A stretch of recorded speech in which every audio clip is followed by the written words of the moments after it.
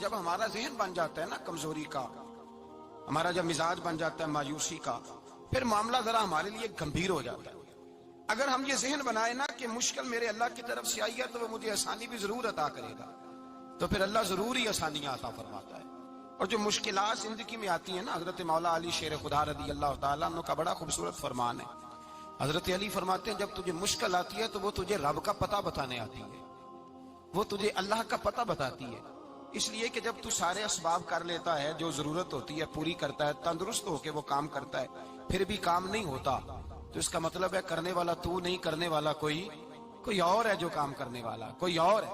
تو عزیز بھائی یاد رکھیں، ہر مشکل کے ساتھ اللہ نے آسانی رکھی ہوتی ہے۔ اگر اللہ تبارک و تعالیٰ بیماری عطا کرے تو اس کے ساتھ اللہ پھر جو تندرستی دیتا ہے وہ بھی بڑی اعلیٰ عطا فرماتا ہے۔ اگر اللہ کبھی غربت دے تو پھر اس کے بعد جو اللہ تعالیٰ آسانی دیتا ہے وہ بھی بڑی اعلیٰ عطا فرماتا ہے۔ اگر کہیں سے آپ کو دکھ ملتے ہیں تو پھر جب سکھوں کا وقت آتا ہے تو پھر گنے نہیں جاتے۔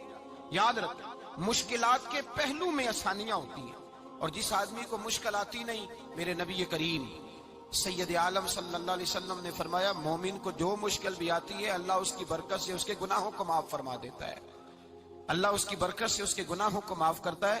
یہاں تک کہ حضور نے فرمایا میرے مومن کو کانٹا بھی چبھے تو اللہ تعالیٰ اس کی مشکل کو آسان فرما دیتا ہے۔ دو بزرگ بیٹھے تھے، ایک حضرت احمد رحمت اللہ علیہ اور ایک حضرت شرف الدین منیری رحمت اللہ علیہ۔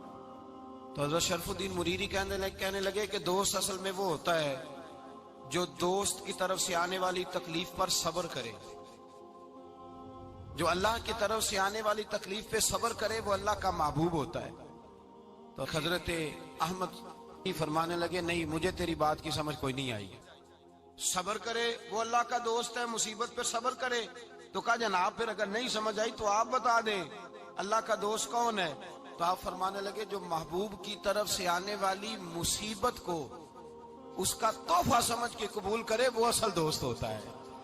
اس کا تحفہ سمجھ کے قبول کرے، اپنے رب کا تحفہ سمجھے، مالک کا تحفہ سمجھے کہ اس نے مجھے تحفہ دیا ہے، مجھے کسی مشکل میں ڈالا ہے۔ تو رب کریم بلا مثال و بلا تشبیہ سمجھانے کے لیے اللہ جب کسی کو مشکل میں ڈالتا ہے، کافروں کو تو اس نے موجیں کرائی ہوئی ہے۔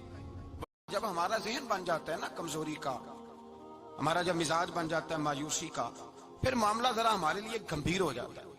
اگر ہم یہ ذہن بنائے نا کہ مشکل میرے اللہ کی طرف سے آئی ہے تو وہ مجھے آسانی بھی ضرور عطا کرے گا، تو پھر اللہ ضرور ہی آسانیاں عطا فرماتا ہے۔ اور جو مشکلات زندگی میں آتی ہیں نا، حضرت مولا علی شیر خدا رضی اللہ تعالیٰ عنہ کا بڑا خوبصورت فرمان ہے۔ حضرت علی فرماتے ہیں جب تجھے مشکل آتی ہے تو وہ